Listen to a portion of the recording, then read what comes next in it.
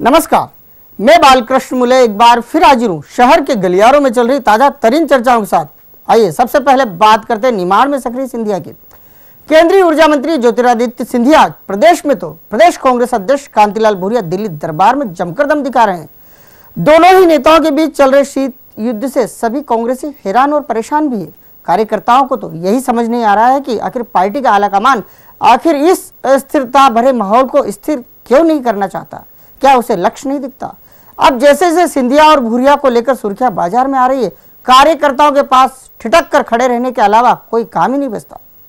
ज्योति यानी प्रकाश और कांति यानी चमक, क्या इन दोनों का मिलन भी हो सकता है? शाब्दिक अर्थों पर गौर करें तो उत्तर ना में ही मिलेगा। बस यही काम इन दिनों सिंधिया और भूरिया खेमे की ओर से हो रहे हैं। सिंधिया मध्य प्रदेश में लगातार अपनी सक्रियता बढ़ा रहे हैं, तो भूरिया सिंधिया के हर किए पर प्रश्न खड़े कर दिल्ली दरबार में कांग्रेस उपाध्यक्ष राहुल गांधी से इसकी शिकायत कर रहे हैं। जब से दोनों नेताओं के बीच चल रहे शीत युद्ध की सुर्खियां बनने लगी है, तब से सबसे ज्यादा हालत खराब कांग्रेस कार्यकर्ताओं की हो रही है। कांग्रेस कार्यकर्ताओं को ये सुर्खियां सबसे ज्यादा आहत कर रही है। वो तो बस यही चाहते हैं कि कैसे भी कर सब एक रहे और सभी को अपनी अपनी ऊंचाई मुताबिक जिम्मेदारियां मिल जाएं और एक बार फिर चुनाव हो जाए। लेकिन कार्यकर्ताओं को ऐसा होता कम से कम अभी तक तो नहीं दिखाई देता। अब कांग्रेस के हर ठिए पर केवल भूरिया के कहे और सिंधिया की सक्रियता की ही चर्चा हो रही है। कार्यकर्ता कह रहे हैं जो काम सिंधिया समर्थकों ने पहले किया था, अब वही काम भूरिया खुद कर रहे हैं। भूरिया की बढ़ती वजनदारी के पीछे के कारण को भी कांग्रेसी शहर के गलियारों में गिना ही नहीं रहे हैं, बल्कि उनकी गर्मजोशी से चर्चा कर रहे हैं। वैसे कुछ बारीक पीसने वाले कांग्रेस नेता ये भी कहते नहीं चुकते हैं कि अभी वो समय नहीं आया जब नेताओं को चुनावी जिम्मेदारी मिले। फिर ये तो सब हमारी पार्टी में चलता है, इससे कम से कम मिशन 2013 पर तो कोई फर्क ही नहीं पड़ने वाला। सिंधिया कांग्रेस के नेता तो है ही, साथ ही वो एक सफल रंगकर्मी भी कहे जा सकते हैं। सिंधिया का रंगकर्मी रूप निमाड़ दौरे के दौरान एक मंच पर बखूबी देखने को मिल ही गया। सिंधिया ने अपने भाषण के दौरान ऐसा रूप धरा कि सुनने वाले यही नहीं समझ पाए कि ये सिंधिया का एकांकी नाटक है या कोई रंगकर्मी बतौर अपनी प्रस्तुति दे रहा है। अब जब से सिंधिया की ये अदा लोगों ने देखी है, तब से उन्हीं की चर्चा हो रही है। छत्रपति शिवाजी ने ही हर हर महादेव का जय घोष दिया था। उनकी भी एक अभिलाषा है, वो ये कि वो भी अपने पूज्य पिताश्री के समान हर दिल पर राज करना चाहते हैं।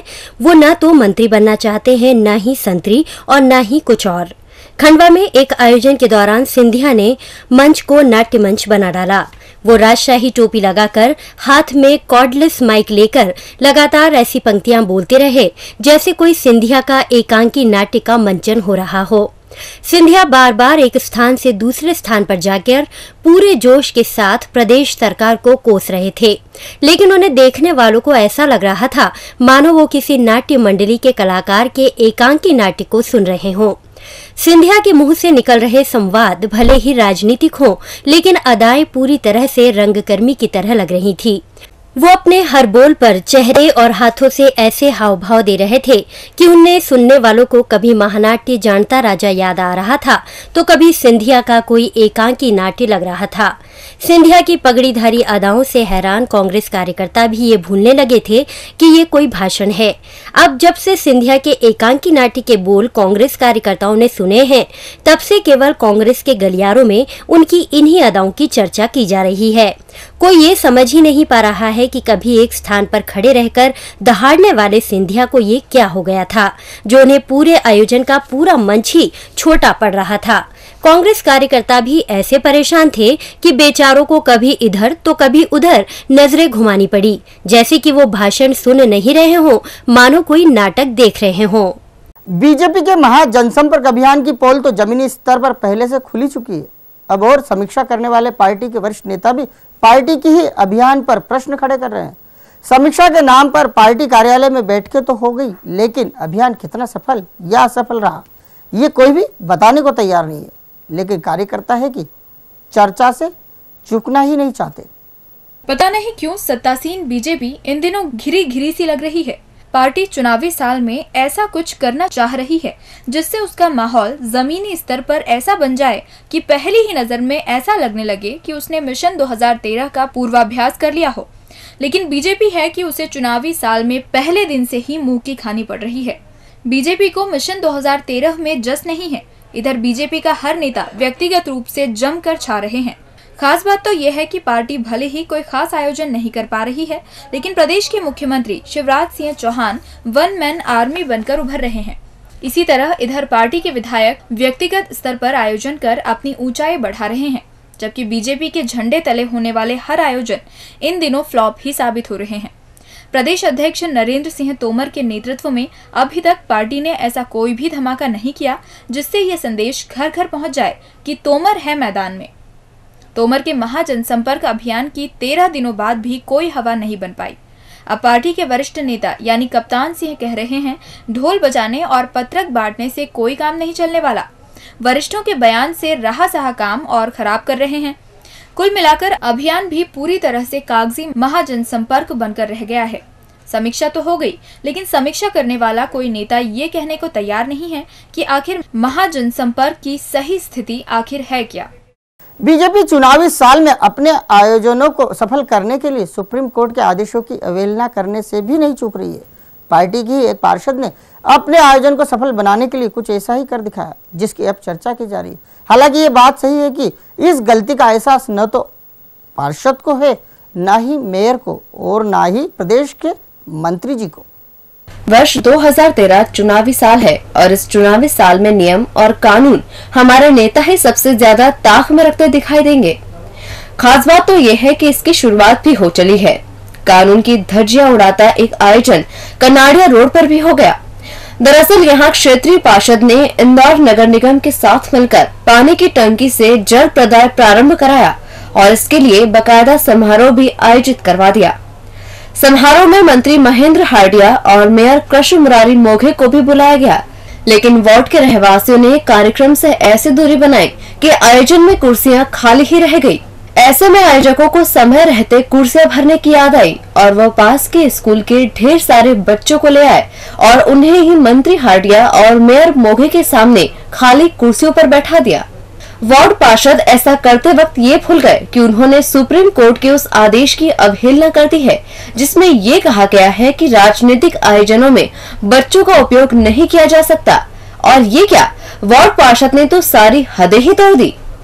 यही नहीं, मेयर और मंत्री भी ये देख कुछ न बोले, लेकिन अब धीरे धीरे पार्षद के किए गए चर्चाएं कनाड़िया से निगम गलियारों तक पहुंच रही है। विरोधी अब वो विजुअल के जुगाड़ करने में जुट गए हैं, जिससे ये सत्यापित हो सके कि नेताओं ने कोर्ट के आदेश की धज्जियां उड़ाई हैं। तो अब सोच क्या रहे हो, राजनीति तो ऐसी ही होती है। काम पड़े तो वो खाली कुर्सियों पर जिसे चाहे उसे बैठा देते हैं, फिर वो स्कूल के बच्चे ही क्यों न हो।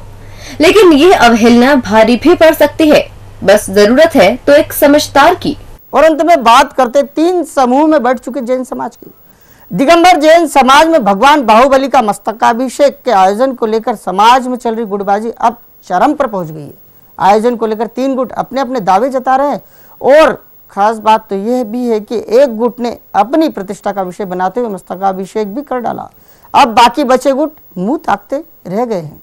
दिगंबर जैन समाज एक बार फिर पूरी तरह से बटा बटा सा दिखाई दे रहा है। 3 समूह में बढ़ चुके समाज ने अपना शक्ति केंद्र गोमट गिरी को ही बना रखा है। अब तीनों समूह आर पार की लड़ाई के मुड़ में आ चुके हैं और खास बात तो ये है कि समूह में बटे समाज के एक थड़े ने भगवान बाहुबली के मस्तकाभिषेक का आयोजन किया तो 2 बचे हुए समूह यानी गुट हैरान परेशान हो उठे। जिस गुट ने सबसे पहले मस्तकाभिषेक किया वो सामरिया गुट कहलाता है। इस गुट के प्रदीप कासलीवाल ने गोमट गिरी पर अपना शक्ति प्रदर्शन कर दिया है। अब बारी है धनोते गुट और भरत मोदी गुट की। ये दोनों गुट अपने साथ जुड़े लोगों के साथ मिलकर शक्ति प्रदर्शन करेंगे। समाज की संसद ने सामरिया गुट को इस आयोजन की सहमति पहले ही दे दी थी, लेकिन बचे दोनों गुटों को 13 मार्च और 17 मार्च को आयोजन करने की अनुमति मांगने पर भी नहीं थी। इधर सामरिया गुट ने मस्तकाभिषेक का आयोजन कर खुद को बेहद पावरफुल कर लिया है। वहीं बचे दोनों गुट इन दिनों समाज के सामने ठगे ठगे से नजर आने लगे हैं। इस आयोजन से ये तो साफ हो ही गया है कि दिगंबर जैन समाज में गुटबाजी चरम पर है।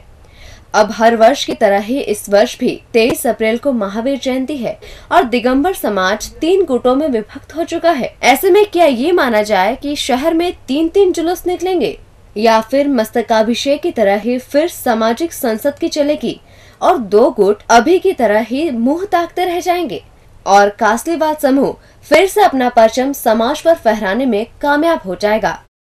डीजी न्यूज के खास कार्यक्रम गलियारों से को आप यूट्यूब पर भी देख सकते हैं। गलियारों से के आज के अंक में फिलहाल इतना ही। ताजा खबरों के लिए आप देखते रहिए डीजी न्यूज।